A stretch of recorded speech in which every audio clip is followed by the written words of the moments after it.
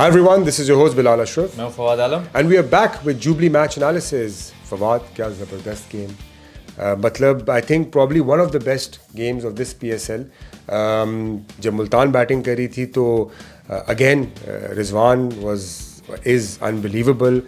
Rousseau ने भी contribute किया and उसके अलावा जब कराची ने चेस करना शुरू किया तो समझ नहीं आ रहा था कि मैच किस तरफ जाएगा. मुल्तान जीतेगा, कराची जीतेगा. आई थिंक जैसे शुरू के 2 मैच हुए थे, जैसे कराची ने भी जब 199 भी वो लोग चेस कर रहे थे तो उस टाइम भी 1 रन से मैच हारे. फिर लाहौर और मुल्तान का सबसे पहला मैच जो ओपनिंग मैच हुआ था वो भी इसी तरह हुआ था.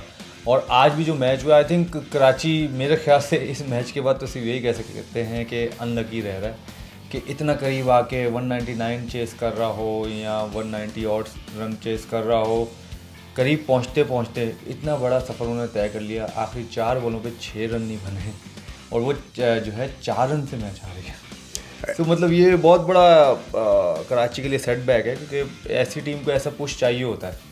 नहीं 100% बिकॉज अगर आप देखें तो जैसे आपने कहा कि आखिरी ओवर में लास्ट 2 ओवर्स में तो last over 20 I think 23 run या 24 रन चाहिए थे, ऐसे कुछ था. ओवर में थे 40 रन, हाँ आखिरी ओवर में थे 22 रन. बिल्कुल. एंड 20 ऑड रन्स थे और 20 ऑड रन्स को आखिरी ओवर में बिल्कुल वो एंड तक ले आए और 6 रन. चलो मैच टाई हो जाता, कराची के सपोर्टर्स कह रहे होंगे कि यार चलो ये सुपर ओवर हो जाता, बट क्या ज़बरदस्त जो है मैच हुआ. और हमने ये भी देखा कि जो यंगस्टर्स बॉल करा रहे थे मुल्तान की तरफ से, रिजवान उनसे बार बार बात कर रहे थे, वो भी काफ़ी प्रेशर में थे, वाइड्स करा रहे थे.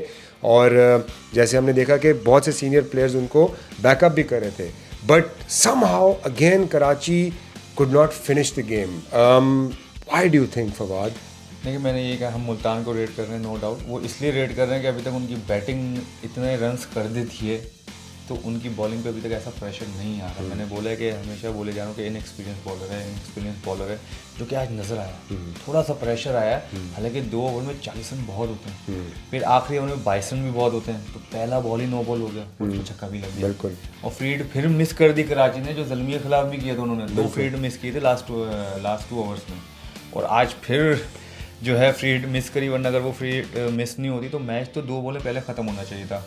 हाँ, लेकिन इस मैच की बात की जाए, रिजवान ने बहुत अच्छा खेला, लेकिन कराची ना फील्डिंग में अप टू द मार्क था ना बॉलिंग में अप टू द मार्क था. फील्डिंग में उन्होंने तकरीबन 25 से 30 रन दिए हैं. गैस 4 से 5 चौके तो मैंने देखे हैं, खुद विटनेस किए हैं कि जो हाथों से मतलब डॉट बॉल था वो बॉलर के लिए और वो चौके हुए हैं. और जहाँ तक रिजवान की बात है, अगर देखी जाए तो उन्होंने जो शुरू के जो पहले अपना 50 किया है वो 42 बॉलों पे किया है. उसके बाद अगला जो उन्होंने अपना 50 के जो 100 किया वो 18 बॉलों पे अगला 50 किया उन्होंने. तो मतलब कराची इज़ नोवेयर, मतलब पता ही नहीं चल रहा था उनके बॉलर्स को कि बॉल कहाँ करनी है. वो विकेट को ही नहीं रीड कर पाए. अगर आपने देखा हो मुल्तान सुल्तान ने ज़्यादातर स्लो वंस किए हैं, जिसका उनको फ़ायदा होता है. कराची में मतलब मुझे समझ नहीं आ रहा था कि वो यॉर्कर्स मारने जा रहे हैं, यॉर्कर्स हो नहीं रही. स्लो वन कर रहे हैं तो मिड ऑफ ऊपर है. स्लो वन पे मिड ऑफ कौन ऊपर रखता है यार, क्योंकि स्लो वन है तो यूं ही हिट सीधी लगेगी ना, या क्रॉस लगेगी, ये इधर या इधर थोड़ी लगेगी. उन्होंने देखा, आपने मुल्तान सुल्तान ने स्क्वायर भी ऊपर लिया हुआ था स्लो वन में.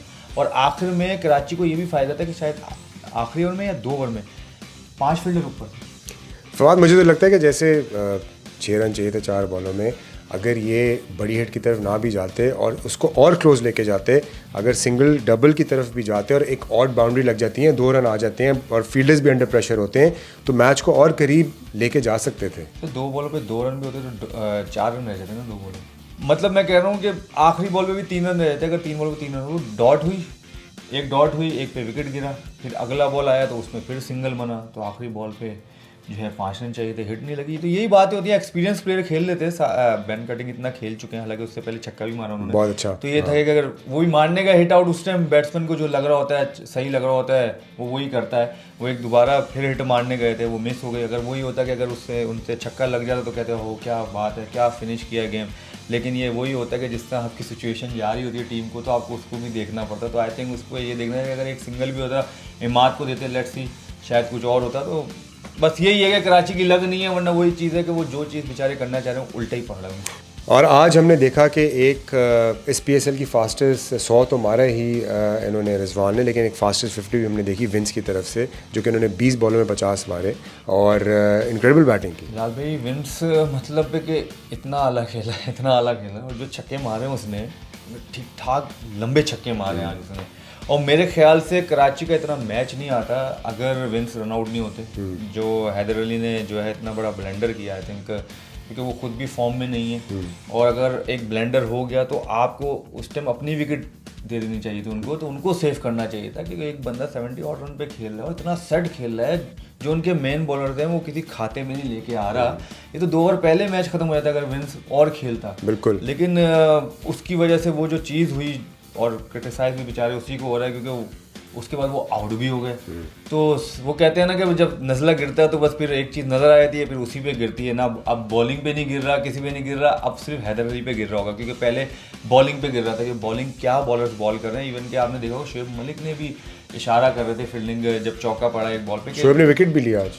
हाँ जी, उन्होंने बॉलिंग अच्छी की है और मेरे ख्याल से एक उन्होंने 4 ओवर की, इमाद ने 2 ओवर किए, उनको थोड़ी कुट लगी 2 ओवर 20 रन के, तो उन्होंने आई थिंक उनको ओवर पूरे करने चाहिए थे इमाद को भी, क्योंकि बॉल इस तरह नहीं होता, थोड़ा ब्रेक हो रहा था। बहुत सारे लैप्सेस हैं, वही बात है कि अगर जब टीम हारती है तो बहुत सारी चीज़ें नज़र आती हैं। मुल्तान सुल्तान छुपे जा रहा है क्योंकि वो मैच जीत रहा है। एंड आई थिंक जैसे आपने पहले बोला फवाद, उनकी जो बैटिंग लाइनअप है वो परफॉर्म कर रही है। एक्चुअली मेन चीज़ ये है कि बड़ी बैटिंग लाइनअप तो सारी टीमों की बहुत, अगर देखें तो बैलेंस्ड और बड़ी है, but consistently Rizwan is leading from the front scoring runs and Rossouw is also been scoring runs. And इसलिए जैसे आपने कहा वो टोटली इतना बड़ा दे देते हैं कि अगली टीम ऑलरेडी प्रेशर में आती है जब चेस करना होता है। देखिए जी, रिजवान से फ़ायदा हो रहा है मुल्तान सुल्तान को, क्योंकि वो इतना कंसिस्टेंट रहता है। तो जब आप एक तरफ से कंसिस्टेंट रहते हो सामने से भी रन बनते रहते हैं। सो दुआ करनी चाहिए मुल्तान को कि रिजवान फॉर्म में ही रहे। अगर रिजवान अनफॉर्म हुआ तो मुल्तान को बहुत मुश्किल हो जाएगा इस टूर्नामेंट में, और जो टीम इस तरह खेल रही होती है ना वो बड़े मैचों में आके अपसेट भी कर देती है। बिल्कुल ऐसा ही है। We don't know what's in store for this PSL, ये तो देखना ही पड़ेगा और कराची को आई थिंक बाकी मैचेस जीतने पड़ेंगे। Well guys, this is all from Jubilee match analysis, signing off. This is Bilal Ashraf, see you next game. Jubilee insurance, बेफिक्र मुस्तकबिल।